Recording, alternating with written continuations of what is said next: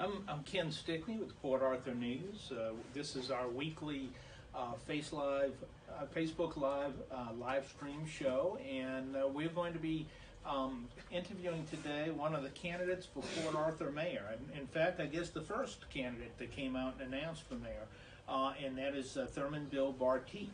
And to start off with, Mr. Bartie, tell us a little bit about your background, and for those who don't know you, who is Thurman Bill Bartie? How old are you? Your educational background, stuff like that, family situation. Well, first of all, Ken, I want to say thank you to you and the staff here, editorial staff and all, for having me on your show here on this afternoon. And again, as you said, my name is Thurman Bill Bartie. I'm a native of Port Arthur.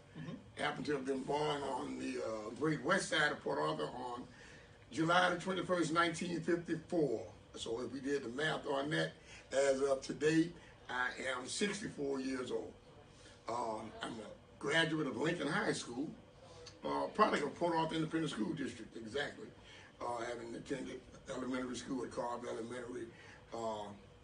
We called it junior high school back then, at Woodrow Wilson. I was with the first group of students that had the opportunity to choose what school you wanted to go to, following integration, back in 1966. So I attended Woodrow Wilson in 7th and 8th grades, and then in the 9th grade I became a bumblebee at Lincoln High School here in Port Arthur, and happened to graduate from Lincoln High School in 1972. Following that, I attended college at Prairie View, transferred from Prairie View to Lamar University. Through Lamar, I received a Bachelor of Science degree in government. Also, I am a licensed mortician over at the Hannah Funeral Home here in Port Arthur. And I attended mortuary school at Commonwealth College of Science in Houston, Texas, and completed that, did the state board examination and became a licensed mortician. I also have a master's in ministry from Tennessee Temple University, Temple Baptist Seminary, and I've even done studies for a PhD. Matter of fact, I've completed all 60 hours of classroom time. And just, I guess I'm hung up in being an ABD person, of a dissertation on a graduate for a PhD. And through that, I was elected the first African American in Jefferson County, in South Jefferson County, for Precinct 8, Justice of the Peace, back in 1994. And I served there until I resigned in 2003. And through that elected position, I studied at, it was Texas State University then, in San Marcos, in the Justice Court training facility there to be a Justice of the Peace. And with seminary training, Justice Court training, education in government. Family background? Family background. My family are actually Port Arthurans. It was by, I guess, travel from Louisiana. You find a lot of Barties in a place called Cameron, Louisiana. It's right across the way there. And in Lake Charles, Louisiana, there's a great number of individuals you probably find with the name Bartie. A few in Orange. But that's my family. Married and children, or? Children, now I have 4 grown children, I would say.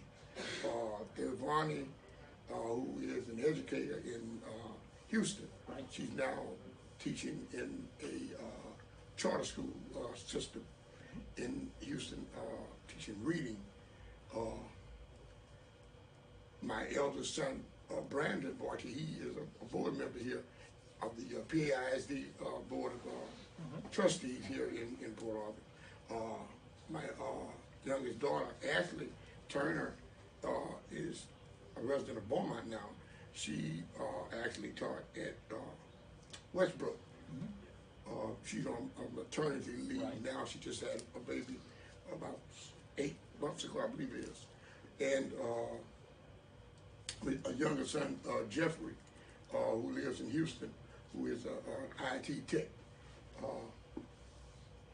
with a company in Houston. And I have 6 grandkids. So that's where I am, I guess, with family, sisters and brothers. I have those cousins and all these other people. Okay. Why seek this position at this time? Is there a single event, or was there a cause that made you say, now's the time, I'm going to run for mayor? Well, actually, there were citizens who actually approached me with the thought of my running for mayor. However, at their first approach, I really didn't take them seriously. And from then, I moved on to self-examination, through prayer, through talking with different individuals, and trying to find out exactly the possibility of being in the mayor's race, and if there were a strong possibility of maybe becoming the mayor.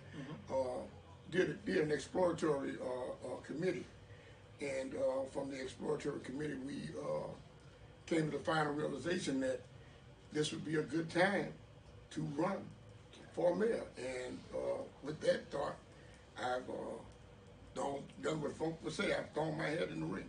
Okay. All right. We have a question. Yes, Tammy Lindsay would like to ask, what is your plan to improve drainage in the city? The drainage, the infrastructure, if I am correct on it, I don't have the data in front of me, but for drainage in the city of Port Arthur, I know that is a grave concern. However, my platform for my candidacy is based upon unification and trying to unify every government entity that exists here in our great city. That being, I believe it is drainage district number 7. Actually handles most of the drainage, or all of the drainage, if I'm correct, for the city of Port Arthur. And improving drainage would actually be my reviewing what the drainage experts have come up with. This would be civil engineers, or the engineers who actually do these studies and understand the flow of water and how water can be moved in certain areas from certain levels. And I think from Harvey, we all experienced that something has to be done about it. Now, I believe just finding the right and the best solution for it is going to be what I would say. If I have to answer what I would do, I would study what we have available to us and probably try to come up with the best solution from the information that we have from the experts that deal with the movement of water. What executive or administrative or leadership positions have you held that would help you run this city in a professional manner? So tell us a little bit about your leadership style and how you keep everybody on the same page. Well, to answer that, I guess the last part of your question, my leadership style, if I had to describe it, I would call myself a transformational type leader. And I would say I'm a transformational type leader, dealing with a theorist, Peter Newhouse, who defines leadership. And if we study leadership, we would know that leadership has a gazillion definitions, as to what a leader does. But if we would be more specific, a transformational type leader is one who can actually get a group of people to do things that they would normally not do if this person was not guiding them. And that's why I would say my leadership style would be in the style of a transformational type leader. And from that, I would do what I would believe would be necessary to get folk. And when I'm saying folk, that would be all of these entities that we have to actually come to the table and let's sit down and find out just what it is that we can do collectively to make our community better. All right. Now, you have experience in this? You have leadership positions? Leadership experience that I do have would be, first of all, after having been elected a justice of the peace here, contrary to what some folk may want to believe or say, I led that petition or that office for those years in an effective manner. That is, I believe, leadership or an example of leadership. Also, being in a position of even being a funeral director, leading a team of employees at a firm to actually do the best that they possibly can at a person's lowest time in their life, where they are actually, being, having a funeral service for their loved one, and that calls for leadership and know-how, and I can glean upon those experiences. However, leading a city or municipality is totally different. Yet, I think the same skill that's employed in any one of those other disciplines can be employed in the discipline of being a mayor. Okay. All right, we have another question. Yes, and I'm gonna give my best shot pronouncing this last name. MJ Ponsgrow asks Mr. Bartie what assurances he can give the people of Port Arthur that if he's elected, they won't be subject to some of the behaviors that had him removed from his judgeship, and if he can give the people of Port Arthur the trust that you will be fair and equal to all ethnic groups in lieu of just one. Okay, well, again, answering the second part of that question, I believe from my tenure on the bench, it actually showed how I would be just, how I would be fair, how I would deal with everyone, no matter your ethnicity or racial makeup. I dealt with everyone in a fair and equitable manner. So I believe I've exemplified and exhibited that behavior. Now, to answer the former part of that, as to what guarantees that I can give you a guarantee that's called growth. If a person cannot grow from a mistake, then you are still caught up in that mistake. And from that actual incident that led to whatever I arrived at, that has caused growth in me, growth and maturity, to the extent and degree that if I'm placed in that very same a similar type situation, if I'm recalling correctly, insanity is a direct sign of using the very same tactics or doing the same thing, expecting different results. So I would not want to employ at any juncture of my mayoral tenure anything that I employed at the time in that type of behavior during my days on the bench. Right. Because I know from experience and from the mistake that I made, so I've grown in the sense that that's surely not how I would actually behave or even react to whatever type of stimulus that would come. And one thing for sure, to guarantee the citizens that if I'm considered, and that's what I ask for, the citizens' consideration of me as mayor, and hopefully come the 22nd of April through the 4th of May, they would choose me to be their mayor, just because I am asking you, but because you could see the growth and the potential that I would have, or that I do have, to lead the city in a direction that it hasn't been led in before. And that is a direction of prosperity and posterity for Port Arthur, Texas. Right. Let me go ahead further down, because that was a question I wanted to ask you about. You did have some issues in public office before. Can you give us your interpretation of what happened and tell us about what you learned? Okay, as everyone can see, being of African American descent and being the first person or first African American who actually sat in that seat, I experienced some things from African American individuals. Right. In the form of disrespect, in the form of I don't know, well, because of I think my personable character Right. and the way I actually have relationships with so many people. Right. And I don't know if I wasn't taken in a serious manner or it didn't happen that way. So my take on it was folk came and I responded at that time in the way that you respond to individuals that come to you like that. Right. Okay? Now, as I said, I know and understand now that in our society, in a position like this, that's not the way that the citizens or maybe the governing bodies or the bodies that oversee whatever it is you're doing, that's not a way that they would see that you should react to it. Okay? But at the time, I reacted in a manner that matched what happens in the society and the neighborhood that I came out of. Right. And that's, I mean, I can't explain it any better. Sure. We have another question.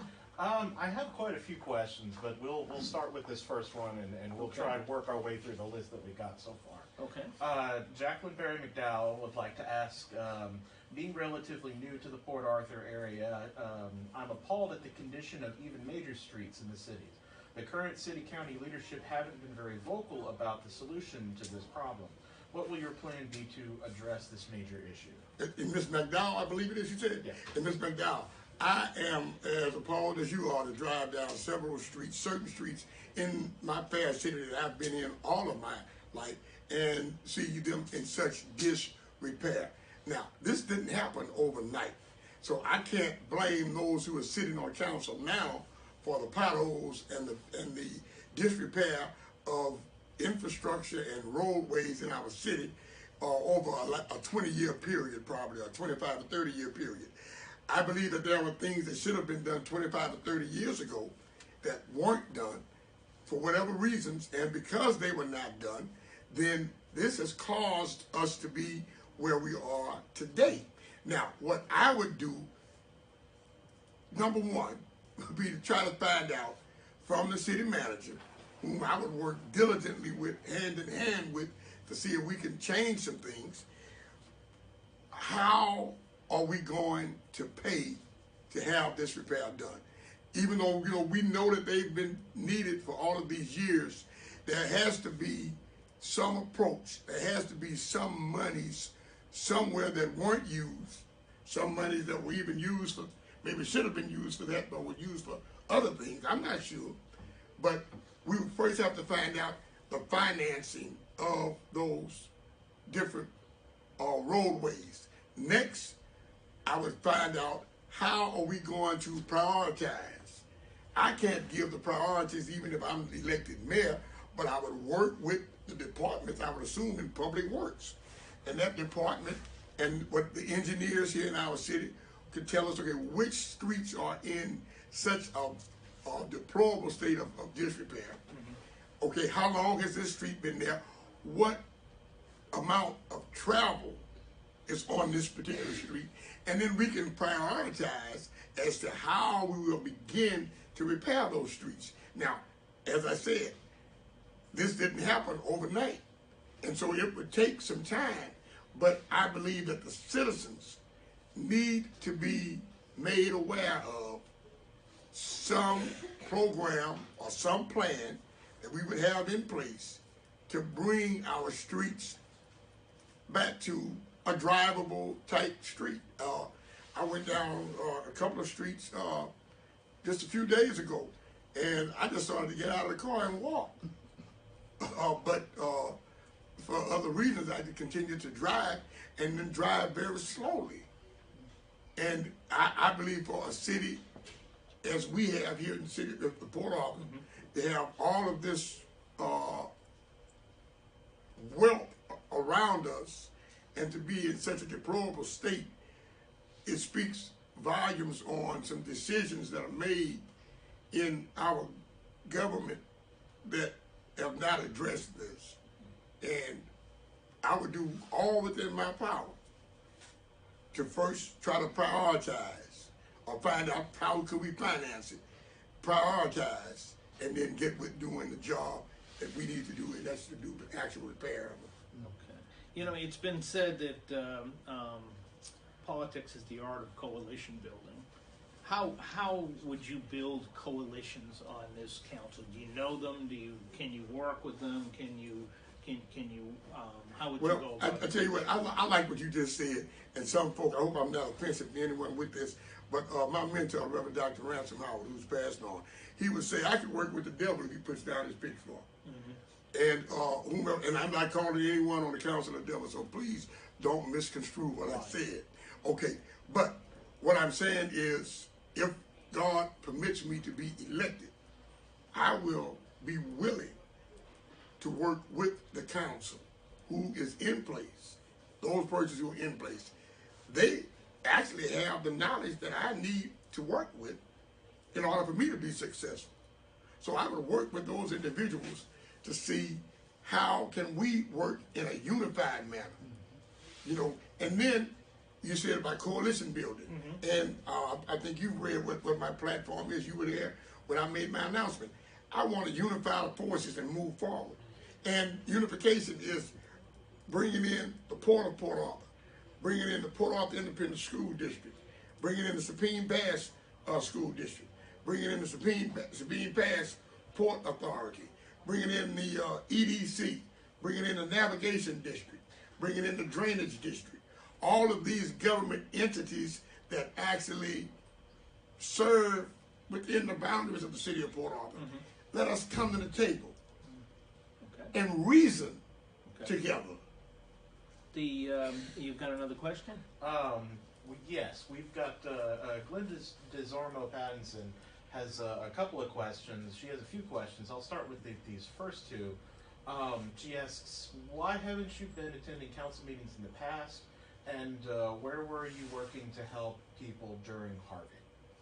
Okay, so why haven't I have attended, and I do attend council meetings. I don't think that I should be there just to try to intimidate anyone. Having a degree in government, I think I'm well aware of how business is to be conducted in the form of government that we do have. So being there, I don't think is a qualifying point for me to run for council. Yet, I know I've been there. The next deal is, and could you give me the second part? The second question was, where were you working to help people during Harvey? During Harvey, when the water subsided, from my vantage point, which was in my home, I immediately went out to the airport. And even in my neighborhood, I was out helping folk who could not get out or who had flooded in the subdivision further down, and helping them get into boats and with all of these folk who were out there trying to do the rescues. And then I immediately went to the airport, and several folk would know, and they could remember my being out there fixing lunches, giving food away from the food consortium that they had set up there in the terminal of the airport, working with folk who they were getting ready to put on. I think they call those C-130s. I'm not military, so Right. But I did everything I could to help folk feel comfortable who were being displaced because of Harvey. Those are the things that I could do as a citizen in the city of Port Arthur. God had blessed me. Water had risen up to my door frame. It did not enter. It was in my garage, but it didn't enter my dwelling. So I consider myself totally blessed. And whenever I could get out, which was a day or so later, after the water had subsided in some areas, and I can recall Constable Bates giving me a route that I could take to get out there to help. And that's what I did, because I felt helpless being at home and not having anything lost as compared to what I was seeing on television. Sure. And those were the things that I did. As small and minute as they might seem, they were from my heart. And that's what I could do to help those who had been affected a whole lot worse than myself. Let me ask you this: you've got at least 4 opponents. I think there are 4 at this time. There's 5 altogether that are certified to run in this race. Rate your opponents. What would you do? What can you do that they cannot do? What is your advantage? What would be the advantage for the city to elect you over them? I think if I have to answer it the way you asked it, I thought you were going to ask it a different type of way. But the only thing I can do is offer myself to the citizens and ask them to give me and allow me the opportunity to lead this government that we have in the city of Port Arthur. It's a choice, because I would feel that each of us are qualified candidates, or they wouldn't certify us. So the thing that I would do that maybe they wouldn't do is I would be Thurman Bartie. Okay. Is there another question? Yes. Let me find it again. Troy DeVilliers asks, as far as drainage issues, the different areas of Port Arthur have received different levels of attention from the current administration. What do you feel is the solution to guarantee impartial service for the entire city? What do you plan to do to address this issue? On drainage? Yes. On drainage issue. And as I said earlier, I think with the very first initial question, I would first get a briefing from experts on drainage. And I would assume that would be the individuals at Drainage District number 7.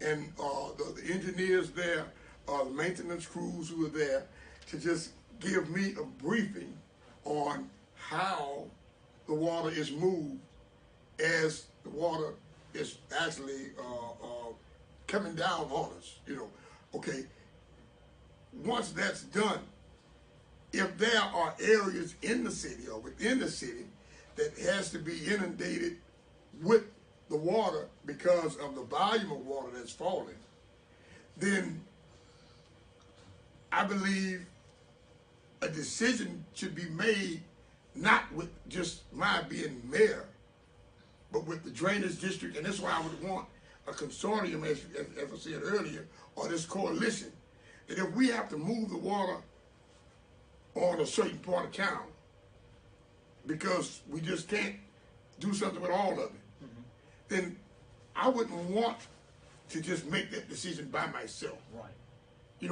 I would want to, and not to say that I have to have backing of somebody else to blame it or no. It would be a decision that the group has made.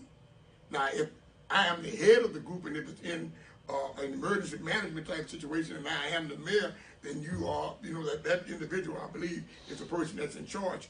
But no decision that I would make would be a decision made solely and merely upon the fact of what I feel, as opposed to what I have learned or obtained from experts who are dealing with this. Let me ask you this. The city government has transformed over the years, and most recently, Councilman Swati and Lewis left the council, shrinking its size to 7. Is this the right format for the city?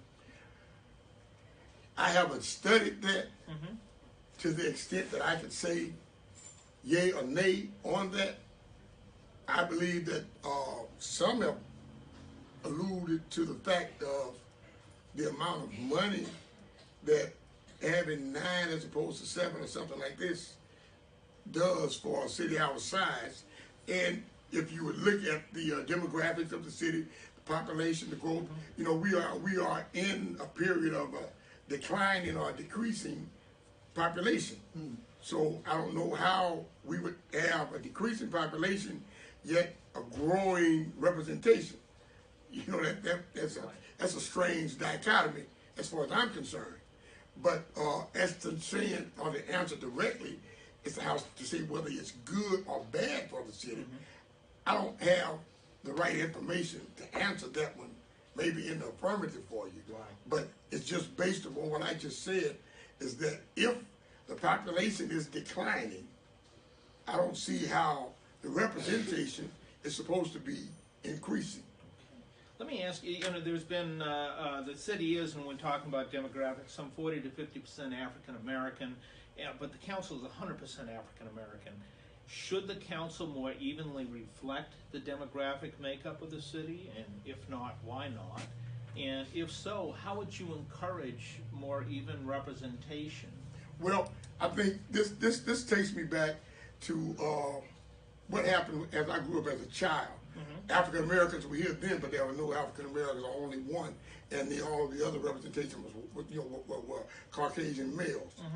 I believe during certain periods of time, individuals react to a stimulus or a stimuli or detonator that's out there. The detonator that's out in Port Arthur right now is, out of the numbers, the majority of African Americans vote. Okay, so because the majority of this one ethnic group votes, I believe they would end up, or they do end up, with the majority of the representation because of the voter participation. Now, when that changes, when Hispanics begin to participate, when Asians begin to participate, when whatever ethnic or racial group out there decides that they're going to participate in concert, they will then cause a change in the racial makeup of its governing body.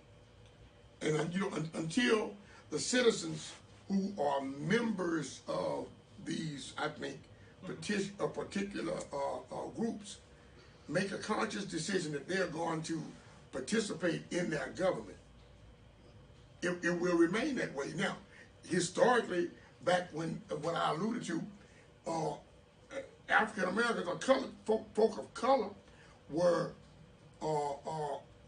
not so easily welcome to participate in government. Right. You know, you think back to the 50s and 60s. Sure. Yeah, so you didn't have a lot of African Americans doing it. And it was even then where there were certain wards in the city, I believe back then they called them wards, where the majority of African Americans all lived in the same ward.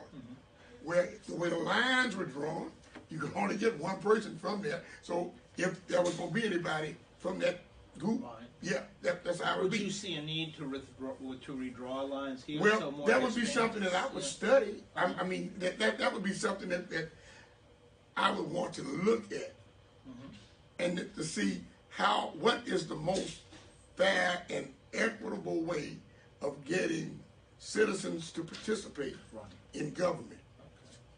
Okay. We got questions? Yes. And might I say that we have gone past 5 o'clock, but we'll continue to, another 10 minutes or so. Matthew Arno asks, his vote is still up in the air, but he asks you to convince him why he should choose you over the other people running. And his name, Mr. Arnold? Yeah, Arno, Matthew Arno. Okay, Mr. Arnold, I would ask you to choose me because I know at 2 o'clock in the morning, if you need me, I will respond to you. I have a track record of doing that after having been involved in funeral business my entire life, basically. Getting up at 2 o'clock, 3 o'clock in the morning, trying to help someone is not anything strange to me. Being a part of the clergy, being in ministry, folk will call you when they need you. Most of the time when they need you is not the most comfortable time for you. Being a coroner, when I was JP, I received calls at inopportune times. However, that was the duty that I had and a job that I had to perform. So I did that. So I'm just telling you with this, that's reason enough to know that my availability to you would surpass, I believe, any other candidate in this office who would be running for this office. Now, you would say, well, suppose I just need you between 9 and 5. You check with me between 9 and 5. But maybe what it is that you want, it would have to be done on a graveyard shift. You could better believe that I would be up at the graveyard shift trying to work for you, whatever it was you asked me to do at the 9 to 5. Those are things that I know I could do. And you will have an individual who would be responsive to you. You would have an individual who would listen to what it is you desire and just try to work it out to put your desires into what our government ordinances might be or might not be. Yeah, we have another question. Yes, this is something y'all kind of touched on a little bit before. Nellie and Kelly asks, are you familiar with the recent article in the Houston Chronicle about people leaving Port Arthur? What are your ideas about keeping hometown talent in Port Arthur and the city population above 50,000 and thus eligible for federal funding? Okay, well, I am a proponent of trying to be sure that in our next decennial census that we would be 50,000 plus, because we all know that that actually affects federal funding for a city. And if we go below 50,000, many of the CBDG grants, community development block grants that we receive would be no longer available to us because we are under a certain amount. Now, how do we raise the population? I believe that the population has to be raised, first of all, through government in our city working together. That is why I based my candidacy on unification. It's no way, that we can have a city government that does not communicate with the school district. There's no way that we can have a city government that doesn't communicate with the Port Authority. And we are blessed to have two different port authorities within the jurisdictional limits and territories of our city. It's no way that we can have a whole nother school district in Sabine Pass that we don't communicate with. It's no way that we can have a government that hasn't spoken with the drainage district, that doesn't understand the movement of the water in our city. It's no way that we can have a navigation district that's dredging the lake, and we are not involved with this dredging, and we are not doing anything that we possibly can do to make Pleasure Island an attraction. Those are the things that I know that we have that are basically diamonds in the rough, so to speak, that we need to address.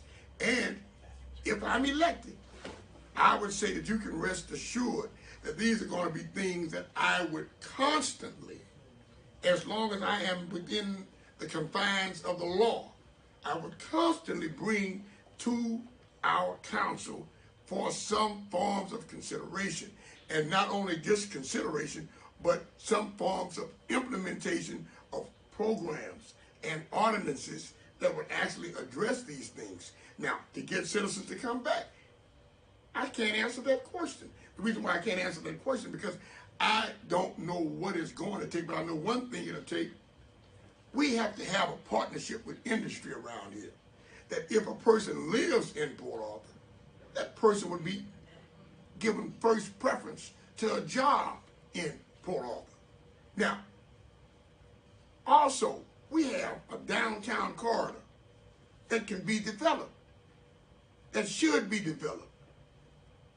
And we should have a multi-use type development there to where a person can work there, they can live there, they can shop there, all within some walking distance of their dwellings or their homes.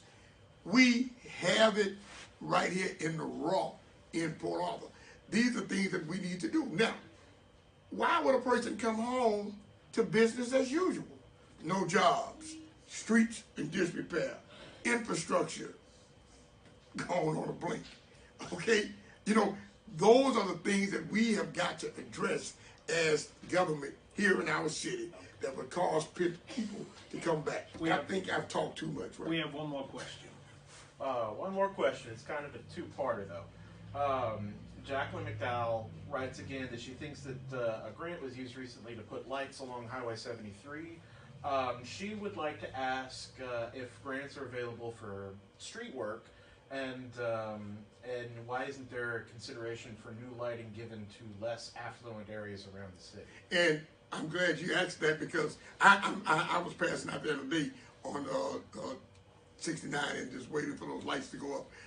As I said earlier, I would study financing for our streets.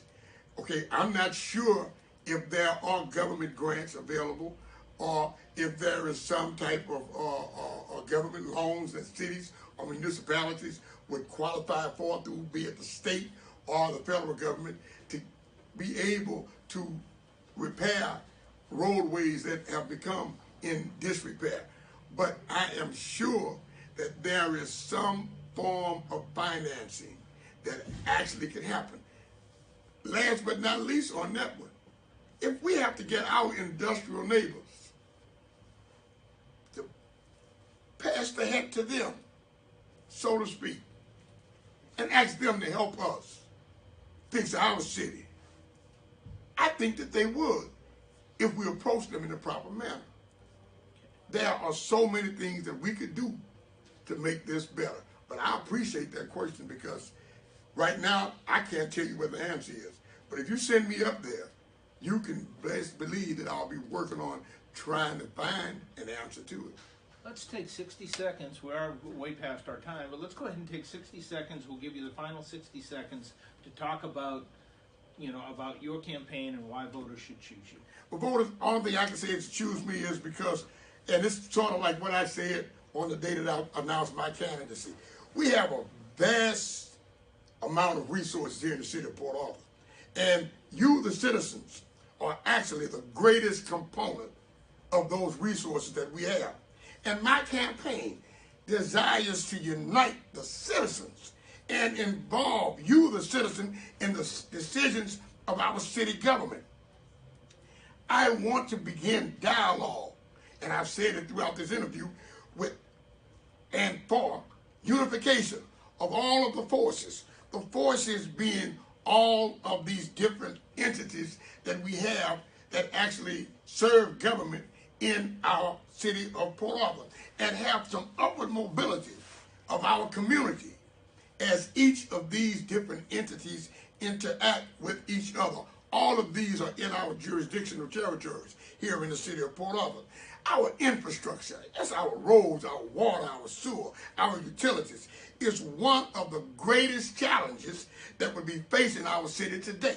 But there will be a plan, and I've said it throughout this interview, that I would try to devise along with the council or during my administration to address these issues with an equitable means of financing those different deals or needs that we would have, needed in new construction and reconstruction.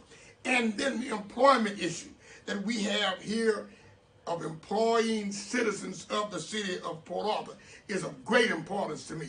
And I would want to ensure that every citizen in Port Arthur has the opportunity to work somewhere in Port Arthur and receive a livable wage for his or her family, or if he's a single individual. And we would all be ready for this next economic shift. And look, we have some negative perspectives for Port Arthur. We can't hide those. And certain individuals in our fair city may have this. But what we want to do is even consider their negatives and see if we can turn those into positives with some solutions for better government. And is my time up? Your time is up. up. My time is up. Hey, God bless you. It's been terrific. Thank you so much. Appreciate you having me here.